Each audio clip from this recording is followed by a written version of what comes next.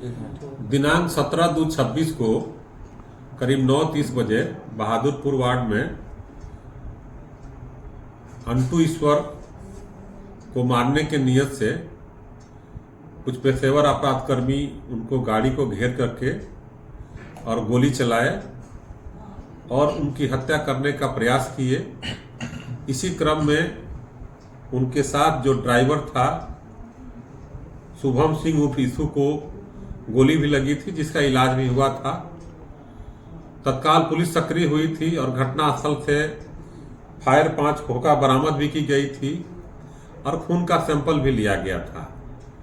उसी दिन से पुलिस अधीक्षक समस्तीपुर श्री अरविंद प्रताप सिंह के द्वारा एक एसआईटी टीम गठित की गई थी और इस कांड को त्वरित रूप से अनुसंधान करने हेतु यहाँ की पुलिस टीम काम कर रही थी और आने जाने वाले मार्ग सभी मार्गों से सीसीटीवी कलेक्शन किया गया था और जो गाड़ी घटना में प्रयुक्त हुई थी उस गाड़ी को भी घटना के पूर्व जहां रखा गया था और घटना के बाद जो भागने की दिशा थी उसके आधार पर सीसीटीवी संकलित किया गया था और उस संकलन के दौरान घटना का उद्भेदन का प्रयास किया जा रहा था। इसी क्रम में इस कांड के एक नामजद अभियुक्त एहतसाम उर्फ लकी खान को गिरफ्तार किया गया है और गिरफ्तारी के पश्चात वे अपना अपराध स्वीकार किए हैं और ये घटनास्थल पर स्वयं मौजूद थे अपने अन्य अपराध कर्मियों साथियों के साथ। इनके द्वारा बताया गया कि 4 पेशेवर अपराध कर्मी को बाहर से बुलाया गया था और अन्य जो भी अपराध कर्मी थे इनके सहकर्मी थे जिनके बारे में इन्होंने बताया है। अब पुलिस भी जो अनुसंधान कर रही थी उसी दिशा में कर रही थी। अन्य लोगों की गिरफ्तारी का प्रयास जारी है।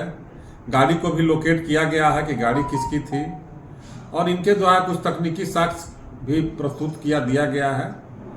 और ये घटना जो है जमीन को लेकर के और पूर्व दुश्मनी को लेकर दोनों को सामंजस्य स्थापित होने के बाद ये घटना कारित किया गया है और इसमें एक साजिश किया गया और इसमें साजिशकर्ता के रूप में केवल एक नहीं है, अन्य भी हैं जिनकी भी साक्ष्य संकलित किया गया है और ये सभी मिल करके यहाँ पर पिस्तौल गोली की व्यवस्था किए और ये घटना कारित की है। कितनी जमीन थी और कौन सी जमीन थी जिसपे जो है विवाद था? ये जमीन के बारे में डिटेल नहीं जानते हैं, लेकिन इन्होंने बताया है कि जमीन जो है एक नामजद अभियुक्त हैं, उन्हीं से कुछ जमीन का विवाद हुआ था और एक और जमीन का मामला आ रहा था जिसके बारे में दूसरे कोई बताएंगे और पूर्व दुश्मनी एक इसमें व्यक्ति के साथ थी।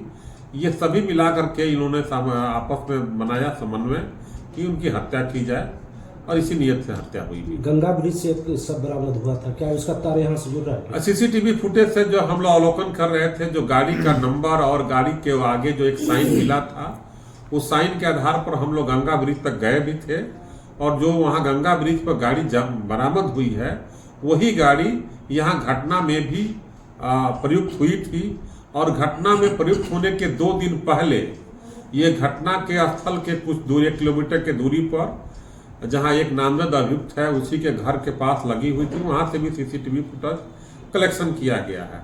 तो उस गाड़ी का प्रयोग किया गया था इस घटना में और वही गाड़ी गंगा ब्रिज पर भी बरामद हुई है। तो जो डेड बॉडी मिली थी सर उससे कुछ इसका कनेक्शन कुछ बताया है सर? ये जो बताए हैं कि उसमें से 2 आदमी को भागने के दौरान में और गाड़ी के अंदर जो है गोली लगी थी, जिसमें एक आदमी को पैर में लगी थी और एक आदमी को जो गोली लगी थी उनकी मृत्यु हो गई है।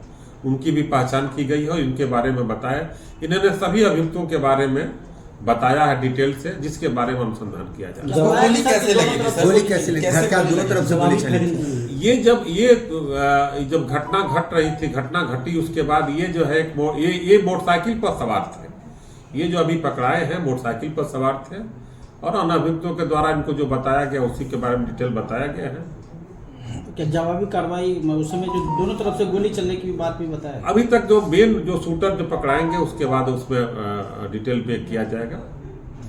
जो वहाँ डेड बॉडी मिला था इसके साथ आया था? हाँ, ये अपराध कर्मी आए थे। वो अपराध कर्मी इनके द्वारा बताया और तकनीकी साक्ष्य से पुष्ट हुआ है कि वो 16 तारीख को ही आ गए थे और जो चारों पेशेवर अपराध कर्मी आए थे बस स्टैंड से चारों को यही ले जा करके और एक घर में ठहराया गया था तो एक दिन में 15 तारीख को डेट में ही 2 अपराधी आए थे और 16 तारीख के डेट में 2 अपराधी आए थे, यानी घटना 17 तारीख को कारित किया गया।